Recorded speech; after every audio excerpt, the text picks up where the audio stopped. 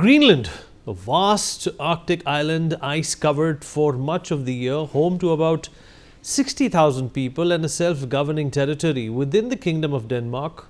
For decades, it has been quietly important due to its strategic location between North America, Russia and Europe, but it has never been at the center of a geopolitical storm like it is today.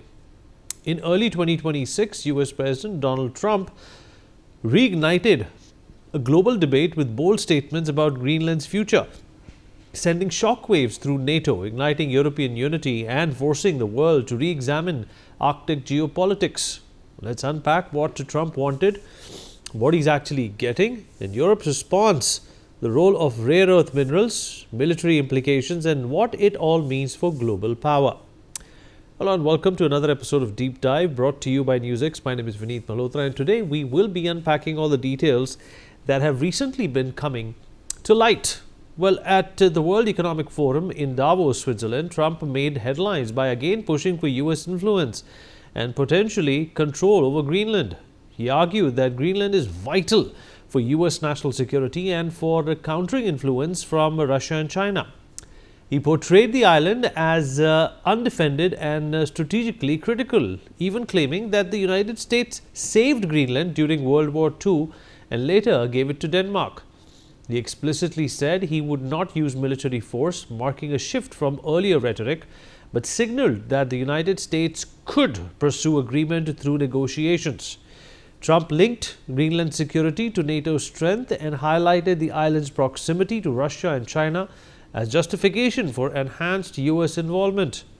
Trump also took to social media to make a statement and say that he had a very productive meeting with the Secretary General of NATO, Mark Rutte, and that he has formed a framework of a future deal.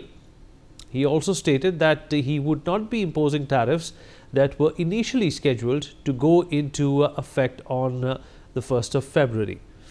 Now, when we think about what Trump had set out to achieve from this, starting off with control or ownership of Greenland, Trump's public statements revived his earlier idea of acquiring Greenland, a move that would, in effect, transfer sovereignty from Denmark to the United States. Although he backed away from force, he said he wanted negotiations to again discuss the acquisition of Greenland and indicated that the US would remember if Europe refused. Trump has also emphasized Greenland's role for Arctic defense and proposed greater US military deployment under what he described as strategic necessity, including ideas like a Golden Dome missile defense system, a network intended to shield North America.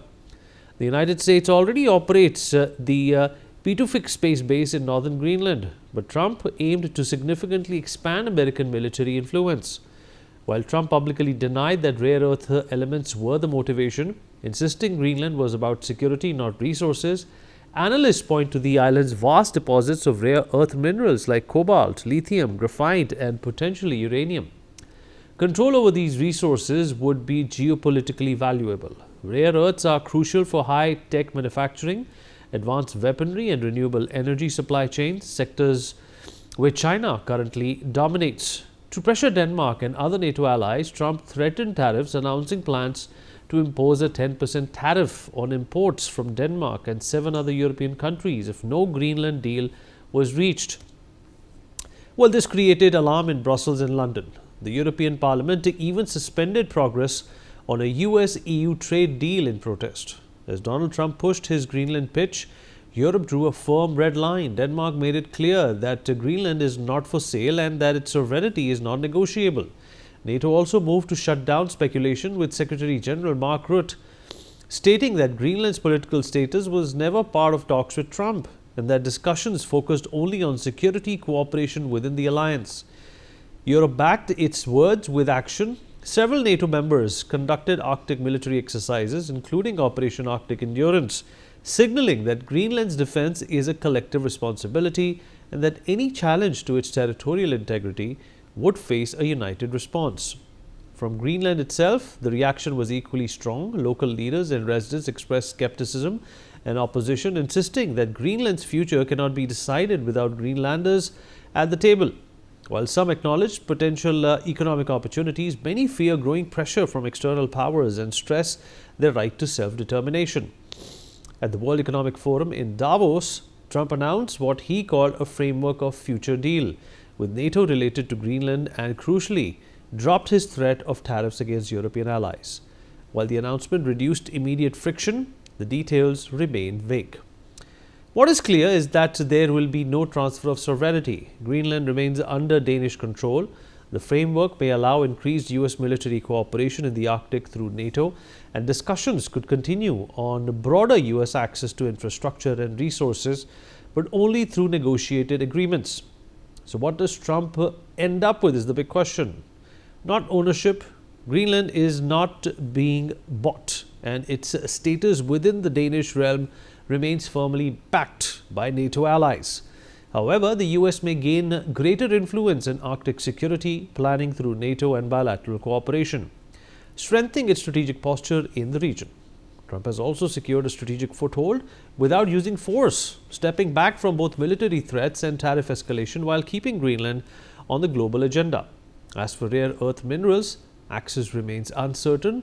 Any mining or exploration would require Greenlandic consent and face major technical and economic hurdles. All right, let's talk about this. Joining us on the program is our very own Ambassador Suresh Kumar Goyal, former diplomat. Ambassador Goyal, appreciate you being here with us, sir. Always a pleasure having you. What do you make of this? Donald Trump backing out from using force. The first thing that comes to my mind is you can never put a pinch of salt on whatever Trump says. It has the possibility of being retracted. He could change his mind. He could completely throw it out of the agenda depending on his mood. But this is not how geopolitics is played out. So your thoughts?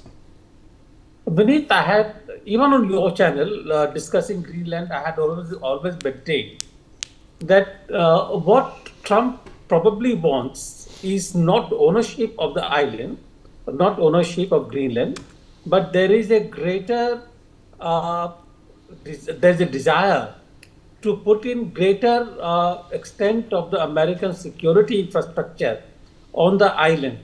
And I had also maintained at that time that there is nothing that cannot be achieved by the USA without talking about getting over the sovereignty of Greenland. So my sense is that there was a lot of drama before this. A drama was created to really put pressure on NATO members to make the negotiations simpler, because now, after talking about acquiring the island by force, making it clear to NATO that any other option where the sovereignty is not transferred will be preferable to the change of acquisition of the island by force. Now, look at it, what he actually wants, and according to the New York Times coverage of the deal, or whatever that, this is maybe speculative, but what they are actually getting, or what they want, is some pockets of land in Greenland, mineral exploration, mineral rights, Russia and China not to come into Greenland at all, but most importantly, US Golden Dome system will be installed in Greenland, and infrastructure development, investment. So basically, USA has gotten away with what they wanted. Trump wanted all this right from the beginning, and if you get all this, even if you do not get the sovereignty, so where is the difference? Really? They're still doing what you wanted to do.